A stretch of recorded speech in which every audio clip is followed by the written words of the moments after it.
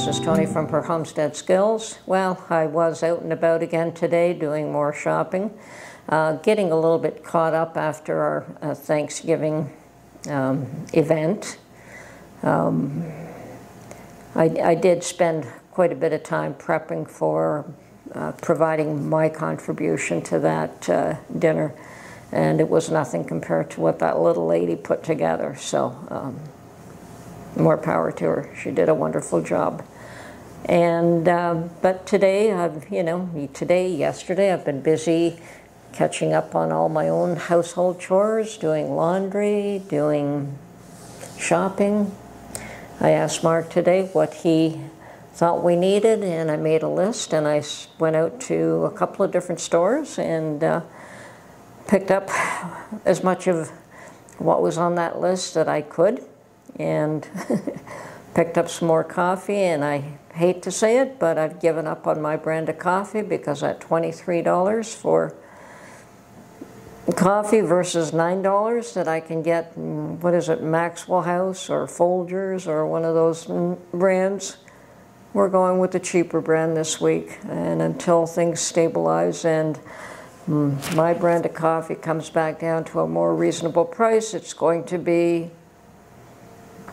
Fortunately, we don't drink a lot of coffee anymore. We have that 1 cup in the morning, and that's just about it.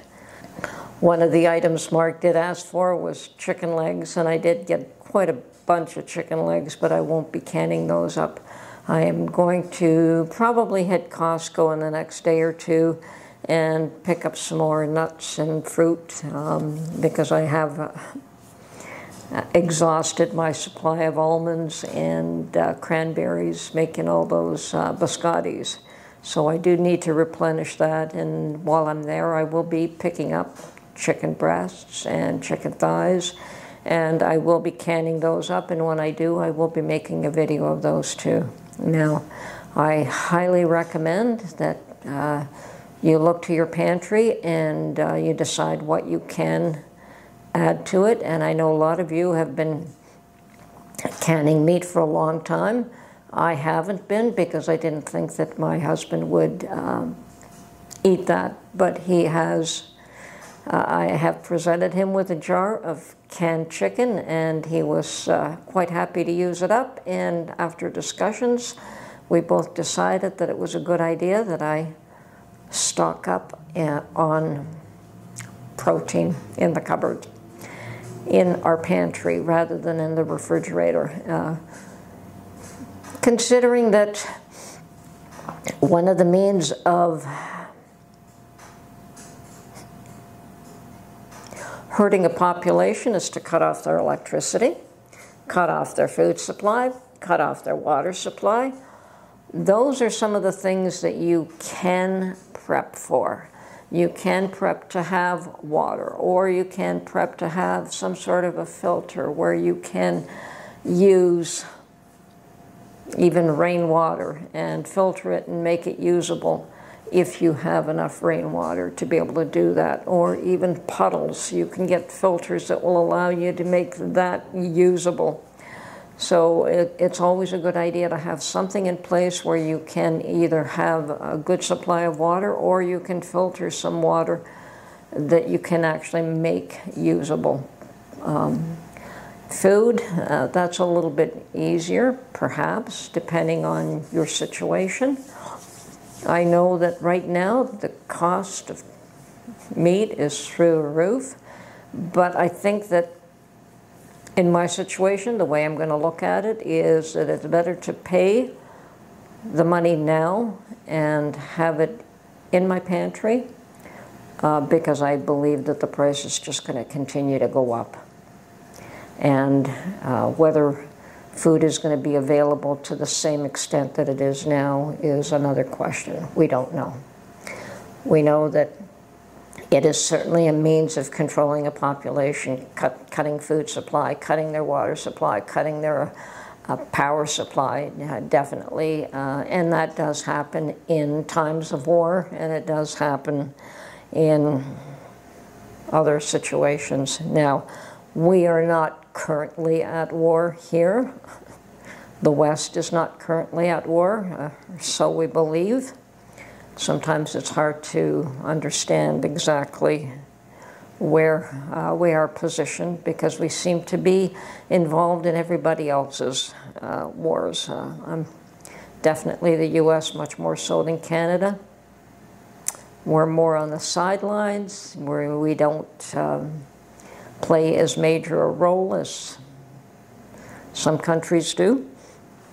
In fact, our role is very minor, and I think that was an intentional thing, cutting military budgets. And anyway, it is what it is. Canada used to have a very proud and strong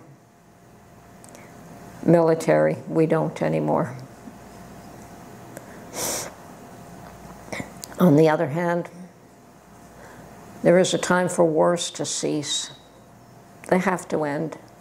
And hopefully all of this is a prelude to people understanding that nobody wins.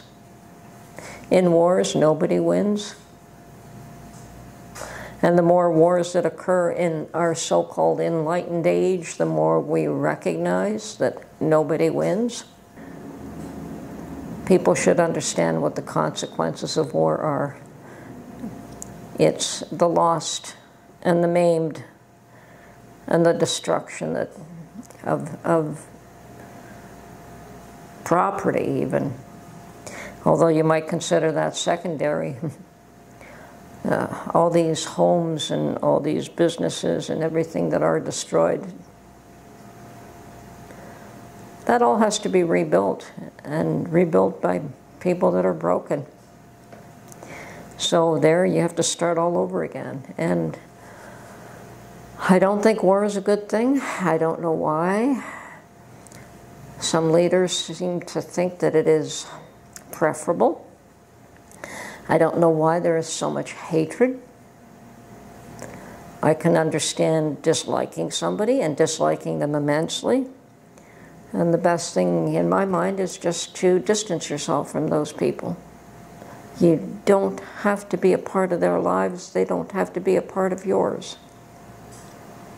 Unfortunately, not many people think the way I do. If they feel that the only way to make themselves happy is to exterminate somebody else, well, it really won't make them happy. They've got a lot to learn. Anyway, don't want to be miserable. Don't want to make miserable videos. I don't want to make people unhappy. I want to suggest that we should continue to prep in spite of the fact that you have no idea what you're preparing for and if what you're preparing is going to be beneficial. Maybe it's not beneficial for you, but it might be beneficial for someone else. Perhaps something that you've saved up, whether it's some medical items or some food that somebody else might need that you have and you don't need at that moment. Maybe you can help somebody else. I think we have to be prepared to help each other. I think we have to be prepared to defend ourselves as best we can, and to look after ourselves and to prepare for eventualities that might never happen. And then to try to be as happy as possible in spite of it all. Because life does go on. And tragedies aside, you move forward in life. You have to live. I don't think that you'll ever know any 60, 70, 80-year-old that hasn't seen their share of tragedies. And one may seem insignificant to you, but was very brutal to them. So I think we all have our share of hardships, and perhaps we all just need to show a little bit of kindness to each other. Anyway, not my favorite kind of film to make, but go for it. Let's can up some chicken, folks. I'll be doing that pretty soon myself. Anyway, this is Tony from her Homestead Skills. Bye for now.